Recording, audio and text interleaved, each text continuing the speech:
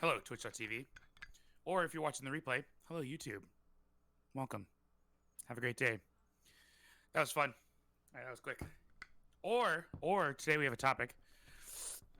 I'm pretty sure the topic is about your changing palate and how you pick whiskey differently now that your palate has changed, given some time and experience and a few strange drunken nights with a horse that you can't explain that was in your living room. Shh, quiet. That kind of thing. So that's what we're going to be doing today. Living in shame. Join us.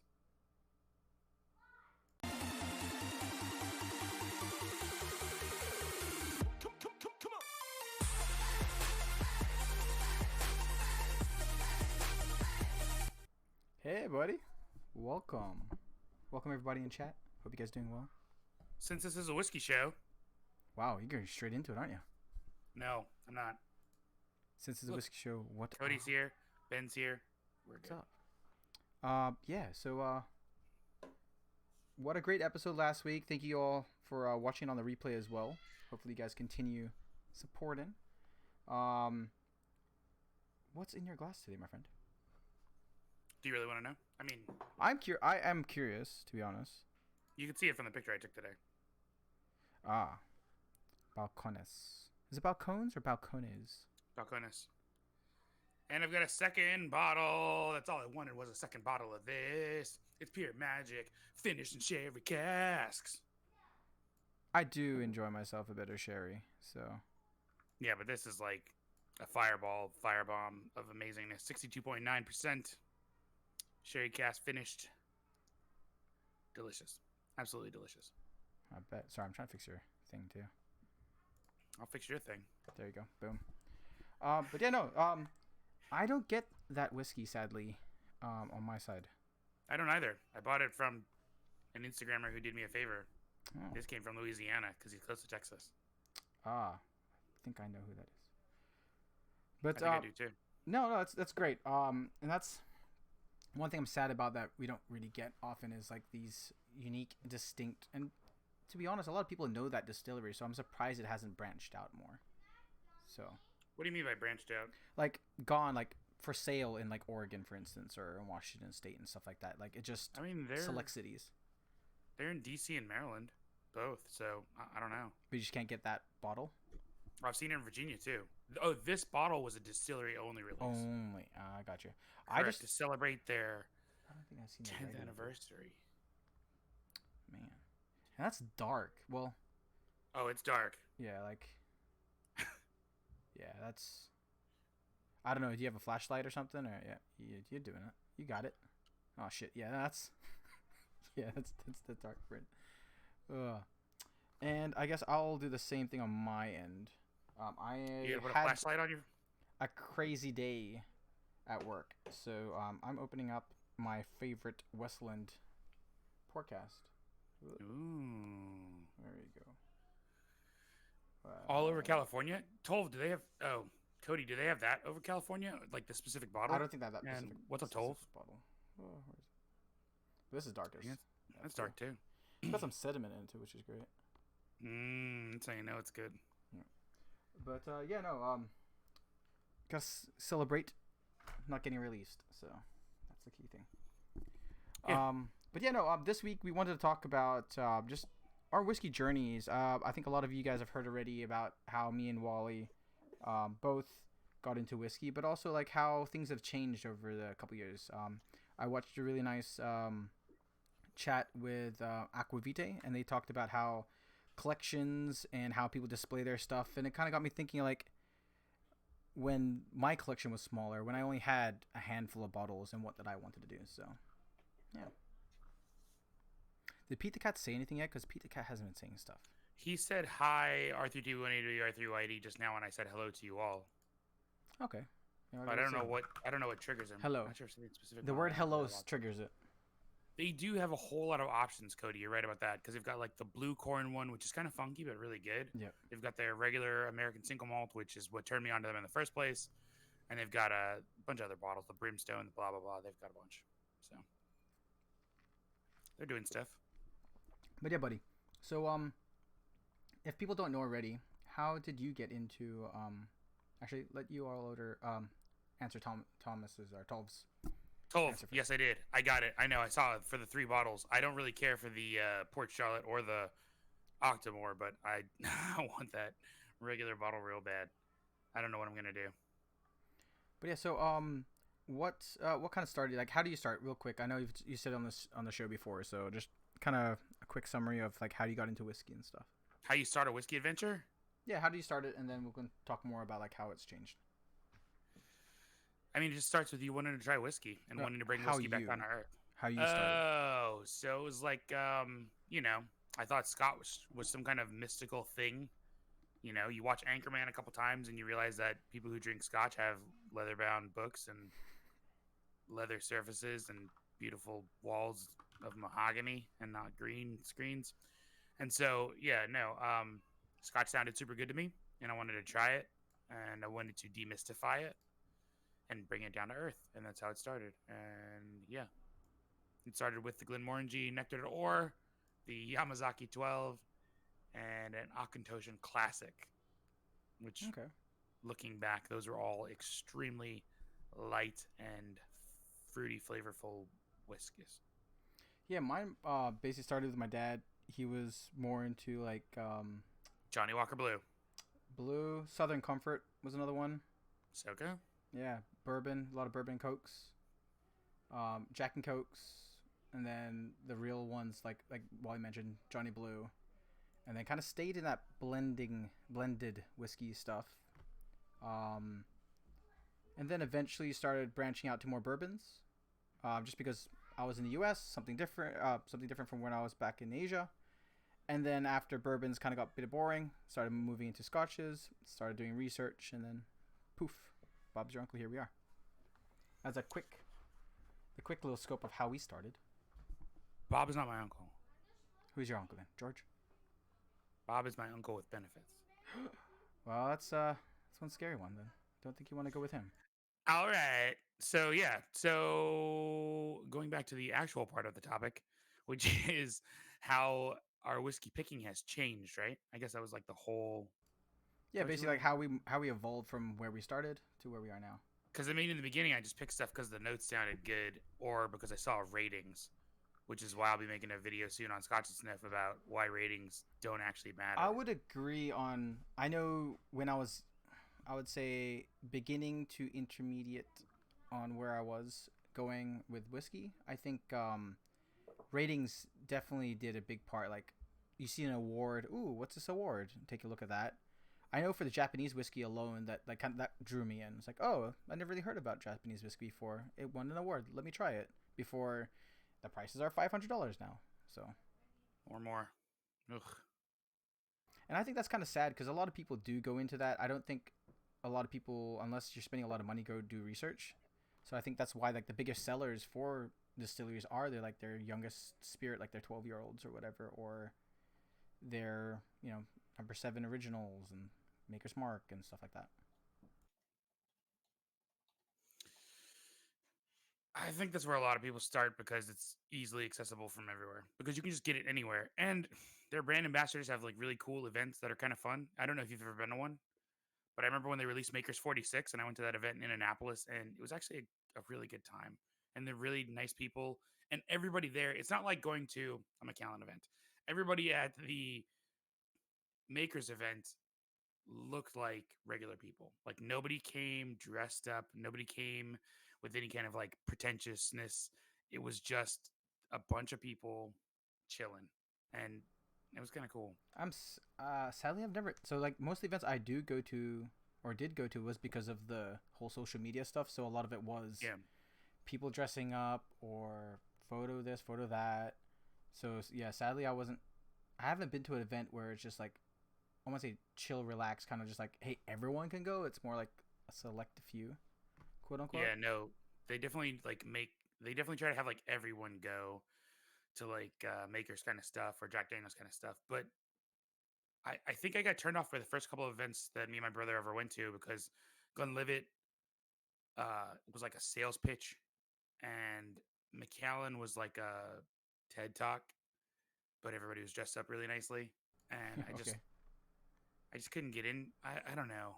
I think the first approachable one is probably Balvenie. Balvenie kept renting really cool spots in DC, but it was like a come as you are. So it was awesome. Well, I don't know. they had that whole slogan thing going on that time. I'm assuming, right? Yeah, the Rarecraft. They were doing that Rarecraft with stuff. Anthony Bourdain. Yeah. Yeah. You know, a lot of the times, the good thing is like the events I go to, it doesn't seem like a sales pitch, which is great. I don't think I've won. I think a lot of it's because it's with a lot of more like a lot of influencers. It's more like, hey, we want to regurgitate all this knowledge so you can do it to your audience. So you do get those fun, interesting questions, and a lot of them, like even the one like with Cody went to, and all of us went to, was that afterwards you could actually talk to the brand ambassadors, and they would sit down and give you information. I mean, that's how it should be. Most of the brand ambassadors are cool with that as long as it's not, an event of 200 people inside of an art museum that they rented out so people can look at the art on the walls. But it's all in what type of event happened and where. Oh, 12. Yeah, I have no clue where people trade. I think it's just more online. Just answering his question, but Yeah, they do that in secret too, Tolv. yeah, I'm assuming if you ask somebody that has something that you might want, they might talk about it. When was Try the a last new time I whiskey tried without new whiskey? researching. Oh, I can easily answer that. Like every time we do a mystery whiskey under 50, like we don't get a chance to research, and it's pretty much just whatever you know. So it's kind of nice because you're just blind tasting and trash talking anything. So, but sometimes it turns out well. Like blackened, I'm surprised by how much I like that. But then like regular Four Roses in a plastic bottle for $13 and how garbage that stuff is. So I guess for me, Del Mar would be more of like the New Zealand whiskeys that I got. I didn't really research them. I just saw like, hey, I saw this name. Asked my family, hey, if you find anything with these names on it, just send it over. Just because I want to try something different. And then once I did get them, then I did the research and stuff like that. But yeah, just I guess that is just because like I don't know what's there and what kind of stores they have. So just like, hey, please reach out if you have any of these, and then go for it. But and then if not that, then it's a lot of samples that people send over. Like I never heard of that distillery before, and then a lot of them like, hey, it might wind up on your doorstep. Try it out. So yeah, like that weird bottle coming to my house that I have no idea who it's coming from, but I can see the name of the FedEx package coming. yeah, it's always spooky too. You know, like I is that I'm this? afraid that it's Yeah, Michter's, but I don't know yeah, because it they could be usually send from like the specific place in New York. So random we'll place. see. Yeah, but you know, like right now in my whiskey journey anyway, um, I haven't. I'm different from you because I know you're still buying. I haven't been buying whiskeys as much. I've been investing in certain other like certain things, and plus like I know what my palate enjoys right now, so I'm targeting very specific bottles. So like the only bottles on a whim that I buy are like the New Zealand bottles that I bought recently, and then like I think the last bottle I bought was like the Maker's Mark Maker's Cut, Maker's Mark sorry, Glenrothes Maker's Cut, Maker's is it Maker's Mark Maker's Cut Maker's cut. Maker's Cut. So No, like I guess that's I the mean only thing I sometimes got. you just gotta like buy random stuff sometimes. You know, like that weird Grey Wolf one I bought. I bought literally because it looked like a perfume bottle. Like I didn't know anything about the brand. The lady behind the counter told me stuff that was not true. I found out because I talked to the other brand that works in a distillery next door, and they were like, "That's not true." And so, like, Let's try it out. I mean, I had misinformation, I guess, about a brand, but at this point, I'm just looking for just different stuff. I mean, I don't really like a name doesn't pull me anymore. Like in the Okay. beginning, I guess a name would kind of draw Like a me, and I'd brand be like, name or just like a yeah. flavor Like name if I or see Glenfiddich, I just run after it because I'm a huge fanboy. If yeah. I see certain kinds of Macallans I'd never heard of, like how did I end up with the Macallan 21 at Fine Oak? Because like I saw it at the store, wood box Macallan, let's I go. know. Yeah. And I mean that one worked out. A lot of them, a Don't. lot of them didn't, but that one definitely worked out. But yeah, it just at this point I just will grab anything as long as it looks interesting and sounds interesting when I read the label. Um, I'll try anything. Sometimes it's obviously a financial mistake, but for the most part, you have to think these brands, most of the brands that are on shelves are trying to literally sell you some good whiskey so that you'll come back. And they're not going to do that if it tastes like crap. So, have I bought some local stuff that I've been like the people who are making this are delusional and they should probably get some other people on their tasting team? Yes. Do I tell it to their face? Sometimes. Depends on the brand, whether or not they want to hear it. But I mean, there's just so much whiskey out there now. To try everything is just so difficult. Yeah, And like, oh, we've go ahead. talked about this. Like, so at this point, I don't even. It's not even a game of finding flavors and stuff. Right at this point, it's like, what's weird enough for me to remember? Got it. Like, so for me, I guess like that was what I wanted to do early in my journey, right? Like finding my palette, try everything, buy everything I can get my hands on. Either Wally on his Scotch to Sniff YouTube shows, like, hey, I really like this bottle, try that. Scotch Just Dummy said, hey, I really like this bottle under X, Y, and Z, try that. So like, I went to YouTube to find those weird and different stuff. I used to take pictures of my liquor store, just be like, all right, hey, these are the cool things. Let me line this up. Like, I'll buy this one this week, this one the next week. But for the last couple of years, probably like last 2 years or so, I really narrowed it down because I feel as though that, and I know this is gonna sound bad, but like, let's say 25% of the bottles I don't really enjoy. That's You a know what I mean? big number. Right? Do you So really enjoy, or you just don't enjoy enough to go back to? that's probably the better way to saying it, right? Like, it's just like I don't feel tempted because I'm like, hey, I could reach out for this bottle, but I know this bottle's right next door. You know what I mean? Like, Yeah. there's certain, like, you probably see it too. Like, there's certain bottles where you just know you drink more of it because it's less in the bottle, right? Yeah. And I feel as though that with this many choices, which I'm lucky to have, that it's just like I rather go for my core things that I like, right? So Sometimes. I kind of don't want to do that anymore. So I'm like, all right, what do I target now? Like I target port, sherry casks, American single malts, anything with a chocolate malt in it. Like there's certain things I'm like, all right, European oak, weird casts. Um, I don't know. I feel it's like I've found what I like and I want to stick there for a while. For a while, I don't know how long it's gonna be, but you never know. Something could Yeah. wow me. I might be a Pete head in the next year or two. I don't know. Hey, Tolv, Ben, and Delmarva. Like, what were you guys' like first couple bottles of whiskey? Like, Interesting I, though. at this point, I don't even single barrels. Single barrels is a whole different topic. I'm But not like, even at the point of chasing single barrels anymore. I used to chase like Stag Junior barrels and stuff like that, or single batches. Small oh, batches. single batches. I mean, I have so many bottles of whiskey open that there are a lot of days where I look at my shelves and then I'm just like, I guess I'm not drinking anything. Like No, I literally, have that. I have that too. literally like Uh, paralysis by analysis. Because I'll yeah. sit there and I'm like, I just nothing is really like sticking out that I'm like, oh, I'm really in the mood for that. I mean, today I was in the mood for this because we're doing like cast finishes on the Instagram. So I was Yeah. like, man, I'm really in the mood for sherry, but I want to do something different. But then I was like, I just got another bottle of this. Let's Why have not? another pour. Yeah. I mean, this is a nice little healthy pour too. Yeah, So Delmar. I think you mentioned too, like where was it? Or was it? No, it's Tolv. Talking about like SMWS, right? So single cast, single barrels, and stuff like that. Like there are certain ones, like for me anyway. I don't know about you, Wally, but I'm still a member. Um, I just look at the casts now. I don't even look at the distillery. So I used to be like, oh, why is this so expensive? It must be a Macallan or X, Y, and Z, right? So like now I just basically look through all the casts. Say, all right, is it a rum cast? Is it a sherry? Is it a wine cast? And then I'll dive into it. If it's just like I think it's like first use or whatever. It's usually a bourbon barrel. I don't even bother, hmm. which is weird, but like I'm good. Like I don't need that bottle. It's so funny how that works. Is like,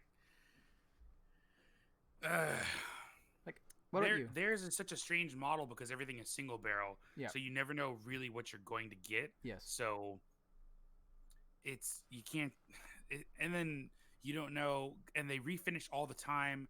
What kind of cask are they refinishing in? How active is that cask?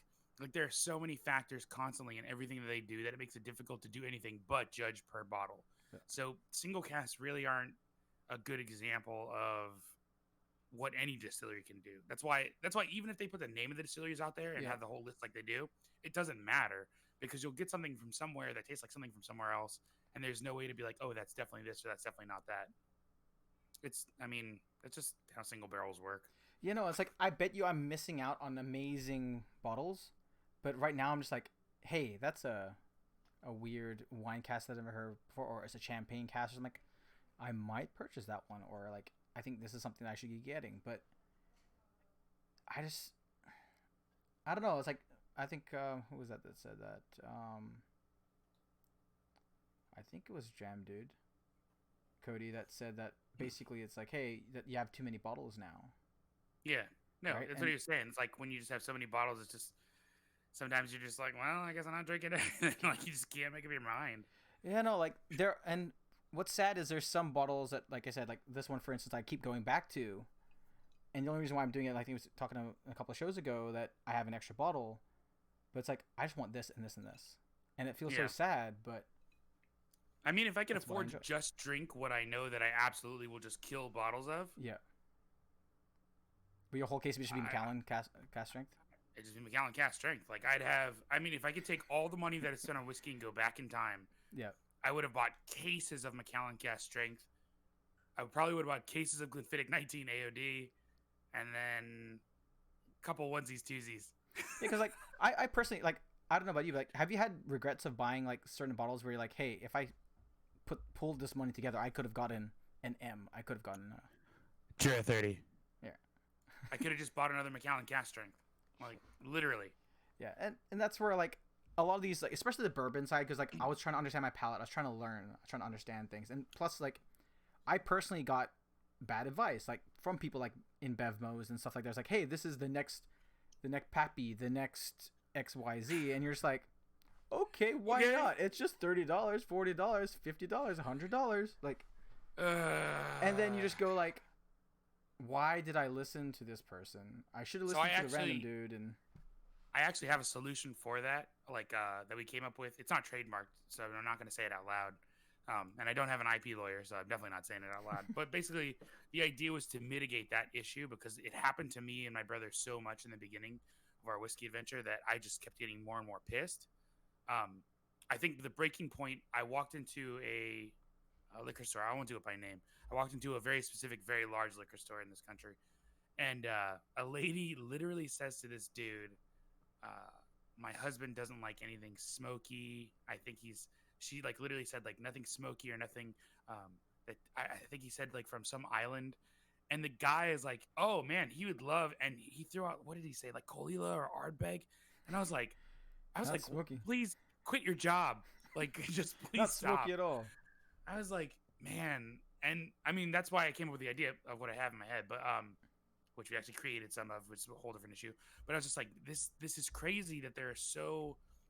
That's part of the whiskey problem, right? Yeah. I was saying this the other day too. I was talking to a friend about this also. Like the problem with whiskey isn't the people at the distilleries. It's not the people who are brand ambassadors. All those people are like love everybody and just want people to buy their whiskey. Yeah. It's the people who drink the whiskey and talk to other people who are drinking whiskey. Those are the worst. And I mean, I know that includes me, and I'm sure tons of other everybody who drinks whiskey. Yeah. But like, we are our own worst enemy all the time. There are so many people who are like, oh, you got to drink this, you got to drink this, and it's like, oh, well, these people can't have that, or like, oh, women shouldn't be drinking that. Like, it's never the brands. It's always just regular old people who have some preconceived notion in their head of what they think whiskey's supposed to be, and then weirdos like us who are like, wait a minute, you don't have to have a smoking jacket and a leather room to drink whiskey. It's just a thing for everybody. Yeah. So I don't know. Yeah. Ben, I'm not going to say that that's the store I was in, but that might have been the store I was in. Little time. But no, like I've done it to you Yeah, before age's not too. gonna Like do I've it. told you, like, hey, I really like this whiskey, and you're like, this is not for me, or like I taste Oh yeah. X, and then you're like, dude, I can't find that at all, Yeah, you were like, Virginia Distillery finishing port's great, and I was like, and I really enjoy it, and I still Cool. do. And that's the funny part. It's like I still do. I still need to try that Glenmore 21, right? oh, I still need to try that oh, because you said that would good. blow that out of the water. But like, yeah, That's like I actually enjoy it, and that's I guess the fun and bad side about whiskey. Because like, let's say for instance, Because I really everyone's like it, palate's different. you don't, and then what's the Virginia Distillery? Like $100 something bucks? $100. Yeah, that's Probably $100 down the 100. water. That Correct, down the drain. That's so. ooh, Toll, thanks That's for like calling. that's like a Talisker $3,400. Yeah, age is never guaranteed. I'm not even gonna get into age. That's a whole different issue. Tolv is following. We got the little subscriber thingy Yeah. pop up. That's so Ooh. amazing. Thanks, you Toll. But yeah, so yeah, I won't even get into age. But just speaking specifically on like people making recommendations. So me and my brother just made a Scotch and Sin video that'll be coming out soon. about how not to buy bottles between $100 and $300 because it seems like people have tons of regret in the $100 to $300 range constantly. And so, one of the biggest problems we have is everybody's palate is different. So, as a consumer who's going to spend that much money, you first need to educate yourself Yeah. about the people that you're taking reviews from and their palate, and then your own palate. The better you know both of those two things, the better you can make a good, relatively informed decision. Does that mean you'll always have a hit? No, you'll get a miss. It's inevitable. Yeah. It's not going to cost you $660 worth of Jira, I hope, but for some of us it did. But for the most part, if you know your palate well enough and the person's palate who's reviewing it well enough, you know, okay, I can trust them for these kind of reviews. Like me, you can trust me for space side reviews all day long. Certain types of bourbons, if you don't want them to be boring, all day long. But as soon as you say peated whiskey, unless you also don't like peat and you want balance, like you're not going to come to me for a review. Otherwise, I'm going to be like, yeah, I don't want to eat cat's anus. Yeah. Or like it's gonna be the lightest peat you ever had, and you're like, no, I want a smoke bomb. So name it. Yeah, exactly. But that's just interesting. Ben heard an employee say to somebody that Dalmore cigar malt was made with tobacco smoke. I heard that it was made to be sipped with like tobacco, a cigar, but not made with tobacco.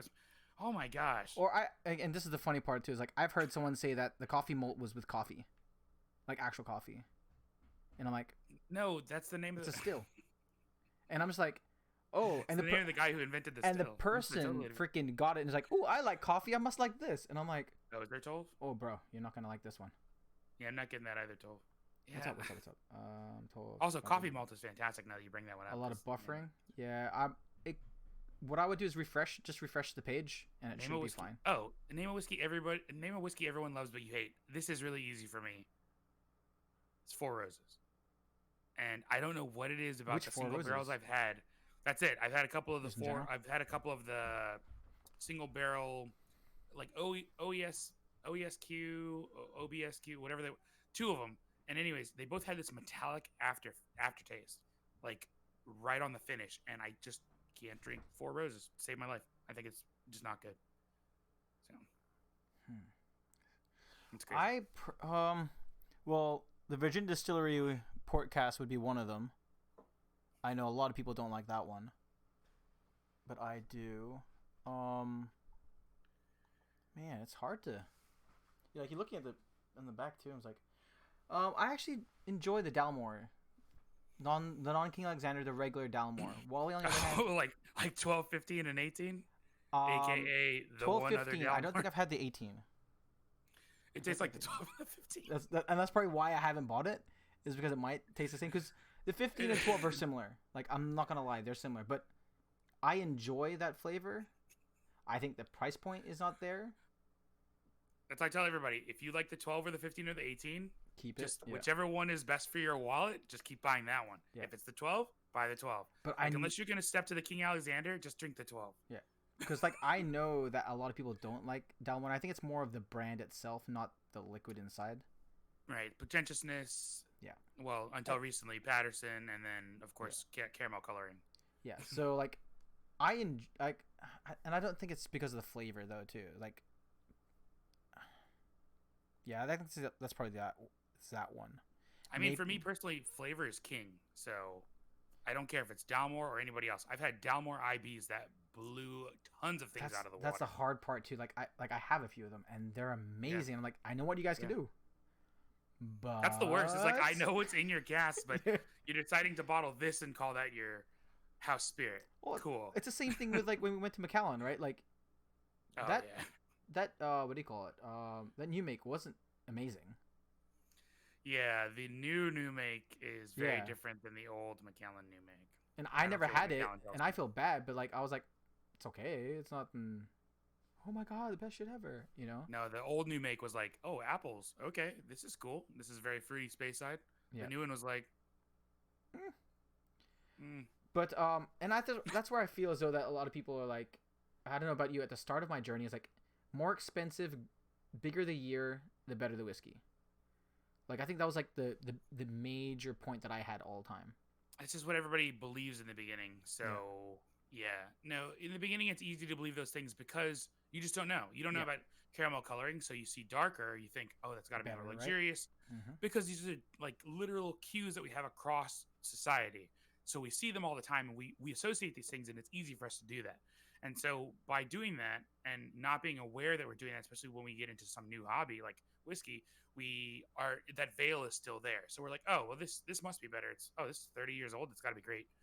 We don't learn till later that like it matters if it's 30 years old and the cask was very inactive. It matters if it's 30 years old and it was aged in Taiwan, which I'm sure would Yeah, it just was like literally taste like oak, yeah, or if it matters if it's aged in Sweden where it's barely aging, or Canada, man, or magic. like glass barrels for some stuff like Or cognacs, glass barrels, which is very illegal because it's not aging; it's just chilling. just Or if sitting. they put them in glass barrels to stop them from aging because they're about to go underproof. Yep.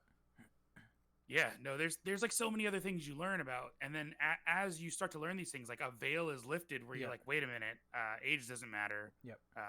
Cast type matters quite a bit, but more important than that is the activity of the Yeah, cast. the cask can give the 'Cause that will flavor, what kind of cask you enjoy. You kind of that narrow it mitigates down. that mitigates the age though. That Yep. mitigates like so many things, and it's just like, oh, none of that stuff matters. Then I really do believe that like I don't think it's just me. I think everybody comes to a point where they're just like, you know what? Just judge every bottle on its own. That's it. Yeah, Once you're judging, I think I'm there. Yeah. yeah, once you're judging every bottle on its own, you're just like, yeah, you could go by the rules, Yep. or you could go by like generalities, but at the end of the day, you're just like, nah. And I think that happens Sorry. with either you have a larger collection, you've tasted a lot of whiskeys, or you gone to a lot of events, Lot. right? Like Yeah, a that's lot where of you it. just go like, okay, this is what my palate enjoys.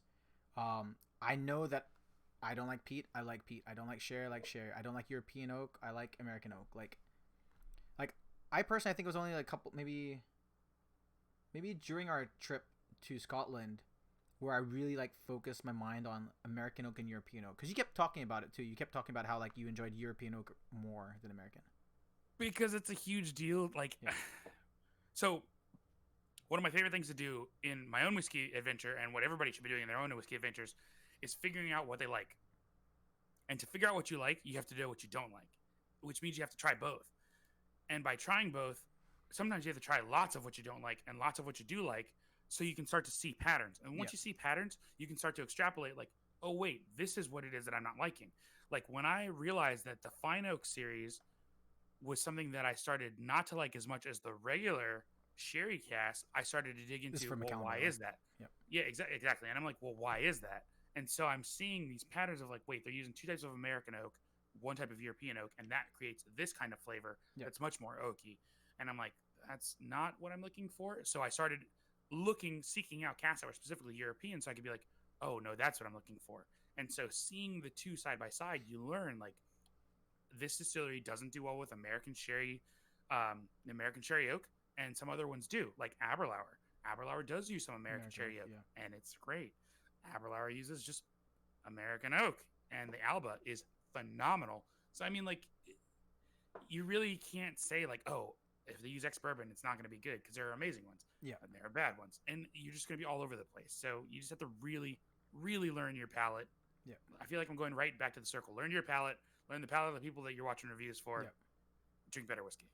Yeah, and I think like the best thing, like I think we both do this, and I think even Ben noted it down below, is the fact that when you have somebody, a friend of yours, that knows like, hey, you're a whiskey person, a connoisseur, whatever you want to call it, most of us want to share.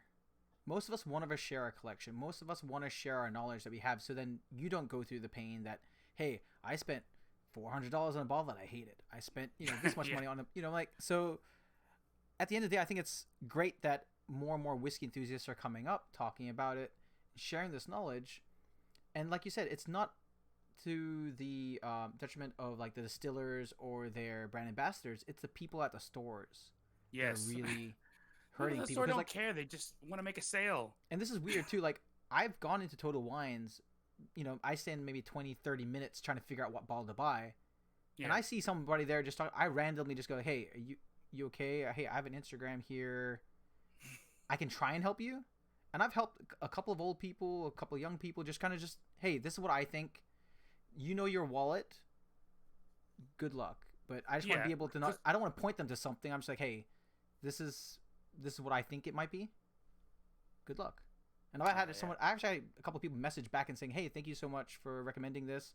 I've done it at airports a couple of times too. When I'm sitting there, I'm like, I don't know what to buy, and then usually this person is like, "What the fuck?" You know, like try to figure something out, and then the other person's like, oh, just buy this one that comes with a travel retail box, and Yeah, but at be on the your way. airport, at least you can get samples, so you can at least try it. Yeah. Which is like, it's funny. Delmarva said that for stores in the UK, like you taste it first. Yeah, But that's yeah, pretty cool. it's We went there. It was so pretty cool.